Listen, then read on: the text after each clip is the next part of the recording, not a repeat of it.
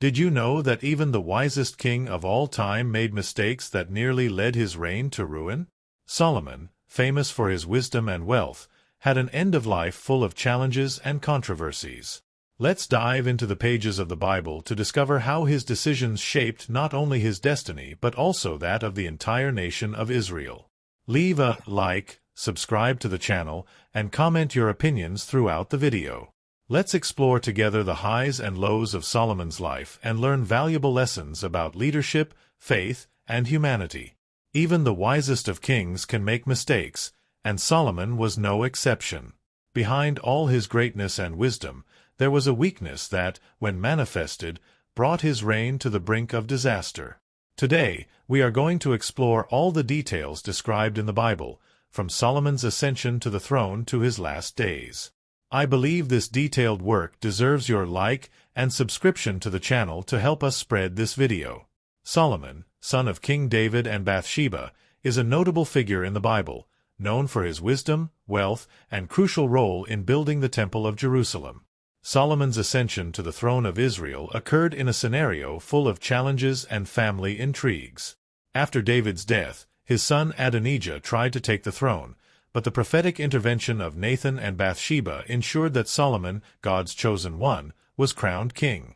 God's revelation to David, in which he was told that Solomon would succeed him and build the temple in Jerusalem, is found in the first book of Chronicles, chapter 22. Solomon, whose name means peace, began his reign by promoting stability and unity in the kingdom. The most prominent feature of Solomon was his extraordinary wisdom. He made an important alliance with God during the early days of his reign, a moment that showed not only his wisdom but also his intention to seek divine guidance in his governance.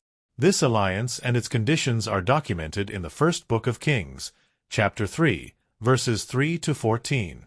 In Gibeon, Solomon offered sacrifices to the Lord, and that night God appeared to him in a dream and said, "Ask what I shall give you."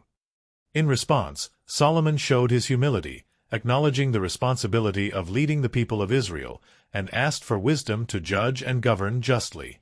Solomon's choice of wisdom, rather than riches or personal success, demonstrated his desire to lead with integrity and justice, reflecting the heart of a wise and God-fearing leader. God's response was remarkable. In addition to granting him the wisdom he asked for, God promised additional blessings, including incomparable riches and honor in the history of Israel. A famous episode illustrating this wisdom is that of the two women disputing the maternity of a child. The story, found in the first book of Kings, chapter 3, verses 16 to 28, describes two women living together who gave birth at the same time. However, one of the children died, leading both women to claim the surviving child as their own. Faced with this impasse, the women appeared before King Solomon seeking justice. Instead of making a hasty decision, Solomon proposed an extraordinary solution. He suggested dividing the child in half and giving a part to each woman. The response of each woman revealed the true mother. The woman who truly loved the child begged the king not to harm the child, suggesting that it be given to the other woman. The other woman, who was not the biological mother, agreed with the proposal to divide the child. Solomon's astute response revealed the true mother, the woman who was willing to give up the child to protect him from harm. Solomon then proclaimed that the true mother was the one who demonstrated genuine maternal love and ordered that the child be given to her. In addition to his wisdom, Solomon was known for his remarkable achievements, including the construction of the Temple of Jerusalem. This great project served as the spiritual center of the kingdom and symbolized God's continued presence among the people of Israel. The grandeur of the temple demonstrated not only Solomon's administrative skills but also the wealth and prosperity of the kingdom. The desire to build a temple for the Lord was initially conceived by his father, King David. However, it was Solomon who carried forward this noble project. The biblical narrative describes intricate details and precious materials, such as cedar from Lebanon for the structure and pure gold for the adornments, used in the temple's construction, reflecting the king's dedication and reverence toward God. The chosen site for the temple, Mount Moriah, had profound symbolic significance, being the same place where Abraham demonstrated his faith by being willing to sacrifice his son Isaac.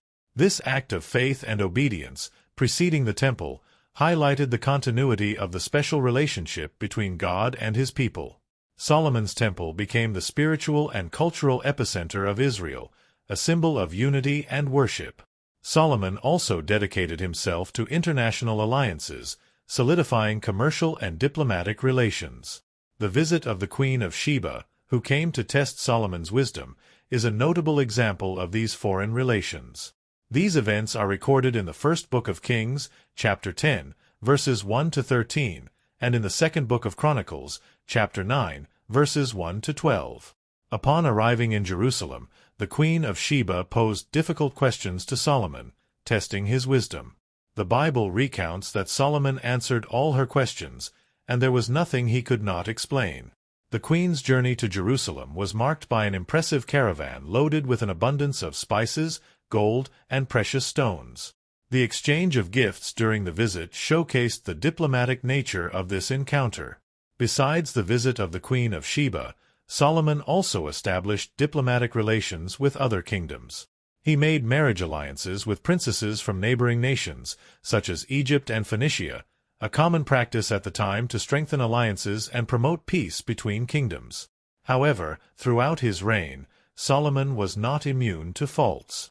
Although celebrated for his wisdom and greatness, his story is also marked by mistakes and deviations that had significant consequences for his reign and the history of Israel.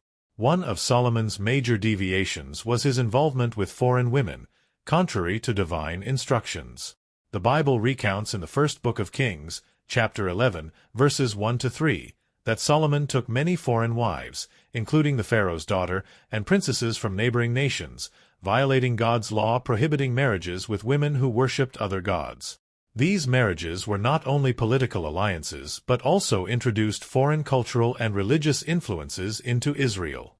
The foreign wives brought with them their religious practices and gradually exerted a negative influence on Solomon. He began to tolerate the worship of various idols and participated in rituals contrary to the exclusive worship of the God of Israel. The climax of this deviation was the construction of temples for the idols in honor of his wives' deities, an act directly contradicting God's commandments. Solomon's later days, narrated in the first book of Kings, chapters 11 and 12, were marked by a mix of glory and shadows, revealing the complexities of life and governance. As Solomon aged, his previous choices, especially regarding marriages with foreign women and the acceptance of idol worship, began to negatively impact his reign. God's anger manifested, and he raised adversaries against Solomon. Jeroboam, a trusted official, rebelled against the king and became a prominent leader who would eventually lead the northern tribes. Solomon's death marked the end of an era. He died after a reign of 40 years, leaving a legacy that included the majestic construction of the Temple of Jerusalem and unprecedented peace and prosperity. The Bible does not provide specific details about the exact cause of Solomon's death. However, in the first book of Kings, chapter 11, verses 41 to 43, it is recorded, "The rest of Solomon's history, all he did, and the wisdom he demonstrated is written in the book of the Acts of the Kings of Israel." The days Solomon reigned in Jerusalem over all Israel were 40 years. Then he rested with his ancestors and was buried in the city of David, his father. And Rehoboam, his son, succeeded him as king. With Solomon's death, his son Rehoboam ascended the throne, resulting in the division of the kingdom of Israel into two: the northern kingdom, led by Jeroboam, and the southern kingdom, primarily composed of the tribes of Judah and Benjamin, led by Rehoboam. Thus, Solomon's final days were followed by a tumultuous transition for his son, who saw the kingdom his father built split under the weight of the consequences of his decisions. Solomon's story is a poignant reminder of the importance of ethical and spiritual decisions and the long-term consequences of those decisions on a leader's life and a nation's destiny. If you've made it this far, I understand that you enjoyed the content. Therefore, I ask you to subscribe to the channel and leave your opinion about the story in the comments. What did you find most interesting about Solomon's life? Answer the questions posed during the video in the comments below. Don't miss our other videos on the Prayer, Stories, and Comfort channel. A hug, and may God bless you.